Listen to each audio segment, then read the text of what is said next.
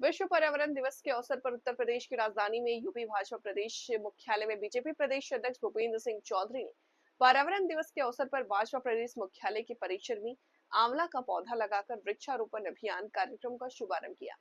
प्रदेश अध्यक्ष के वृक्षारोपण के बाद प्रधानमंत्री मोदी की 11 साल के कार्यकाल पूर्ण होने पर अब यूपी भाजपा प्रदेश में एक और अभियान के तहत वृक्षारोपण अभियान को चलाएगी। इस मौके पर यूपी भाजपा प्रदेश अध्यक्ष भूपेंद्र सिंह चौधरी ने अपने बयान में कहा कि विश्व पर्यावरण दिवस के अवसर पर एक पेड़ मां के नाम अभियान आज से प्रारंभ हुआ है।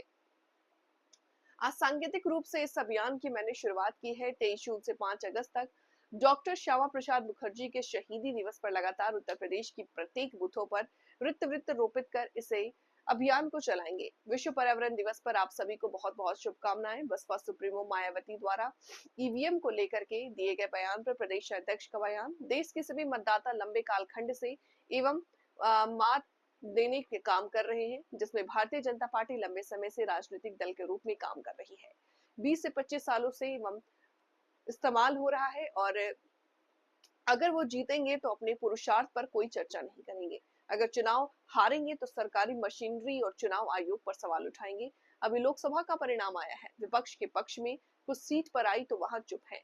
विधानसभा चुनाव आएगा फिर सवाल खड़े करेंगे।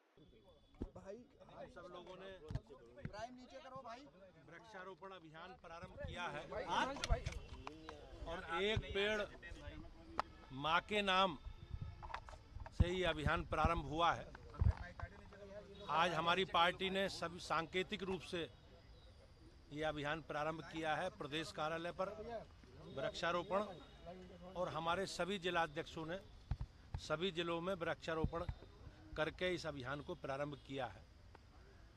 हम लोग 23 तारीख से डॉक्टर श्यामा प्रसाद मुखर्जी जी के बलिदान दिवस के कार्यक्रम से 5 अगस्त तक लगातार इस अभियान को प्रत्येक बूथ पर अधिक से अधिक कार्यकर्ताओं के द्वारा वृक्षारोपण हो, इस अभियान के साथ हम सब लोग जुड़े हैं। आज के इस अभियान के माध्यम से आज विश्व पर्यावरण दिवस की बहुत बहुत शुभकामनाएं और हम सब लोग संकल्पित हैं कि वृक्षारोपण अभियान और एक पेड़ माँ के नाम के माध्यम से इस अभियान को हम घर घर ले जाकर जागरूकता फैलाने का काम भी करेंगे और वृक्षारोपण अभियान को सफल बनाएंगे। भाजपा करिए एक बार फिर से ईवीएम पर सवाल खड़े किए हैं कि जब तक ईवीएम रहेगी तब तक भाजपा जीतेगी, जिस दिन ईवीएम हट जाएगी भाजपा जीत जाएगी। कैसे देखते हैं इसको? अब आपने देखा, हम लंबे समय से देश के सभी नागरिक मतदाता भाई बहन लंबे कालखंड से ईवीएम के माध्यम से अपने मतों का प्रयोग करके इस लोकतंत्र की धारा में अपनी सहभागिता प्रदान करते रहे। भारतीय जनता पार्टी हम लंबे समय से देश की राजनीति में है, चुनावी राजनीति में है। आपने देखा होगा, मुझे लगता है कि पिछले 20-25 वर्षों से ईवीएम का इस्तेमाल हो रहा है। 2002 के चुनाव, 2007 के चुनाव, 2009 के चुनाव, 2012 के चुनाव लंबे कालखंड तक ईवीएम से हुए हैं और अब तक हो रहे हैं।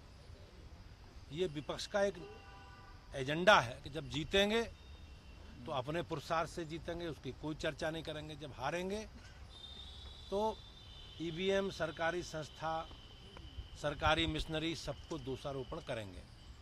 मेरा सभी विपक्षी दलों के नेताओं से आग्रह है कि अभी लोकसभा चुनाव के बाद 4 विधानसभाओं के चुनाव हुए, तो 4 में 3 में भारतीय जनता पार्टी एनडीए को बढ़त मिली है और 1 में झारखंड में कांग्रेस समर्थित गठबंधन को बढ़त मिली है।